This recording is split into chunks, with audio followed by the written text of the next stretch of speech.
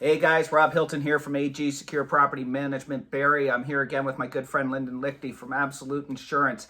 The other day we talked to you about landlords and the needs for insurance and the reason that you might want to talk to an insurance broker. Today we want to talk about tenants and tenant insurance. As you may have noted with the recent standardized lease, one of the clauses in there is whether or not your landlord's going to require you to have tenants insurance.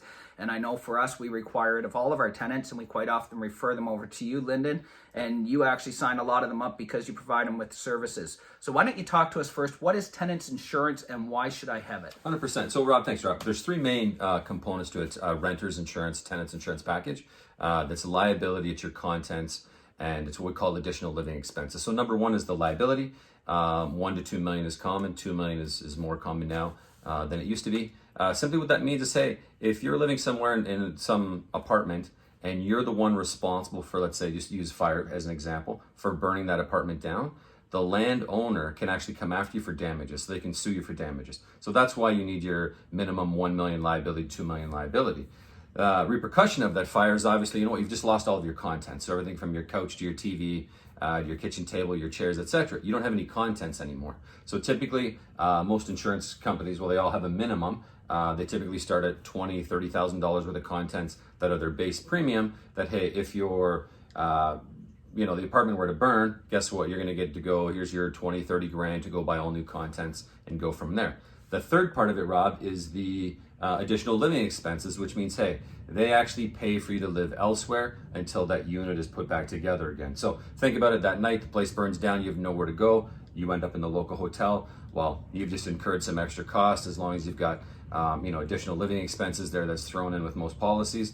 The insurance company is going to pay for you to live elsewhere until you can find another suitable place to rent or go back into the place that you just lost because of a claim. So that's real interesting because a lot of time we hear tenants with situations where a fire has happened. Yeah. Maybe not a fire in their own unit, but in another unit. That means that they can't stay in their unit for a period of time. Yeah. And their expectation is that the landlord's actually going to pick up the cost of the secondary suite or whatever. Yeah. And in fact, that's their insurance that's responsible for it, or they could be on the street. So 100%. That's great advice.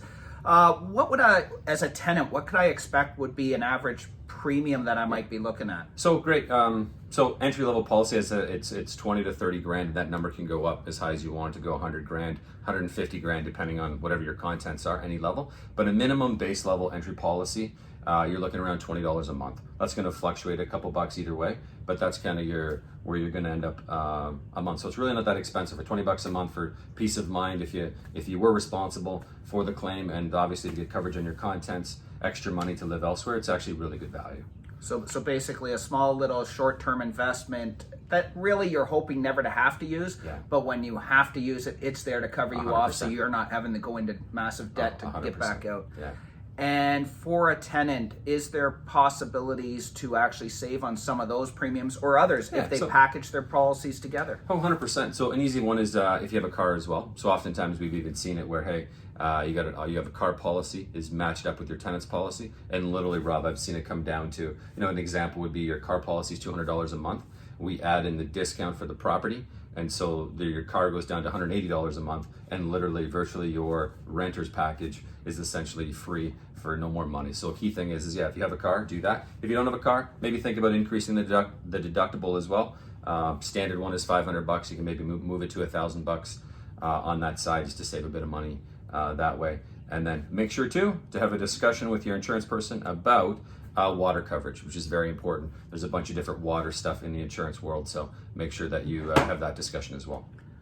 So guys, there it is, some information on tenants insurance, what you want to look for and why it's of value to you. I highly encourage you that if you're looking to move or you do not have a package or you need to get one, pick up the phone, give someone like Lyndon a call. I'm going to attach his information at the back here. Absolute Insurance, these guys are going to make sure you get the product that you need, not necessarily sell you something that you don't need.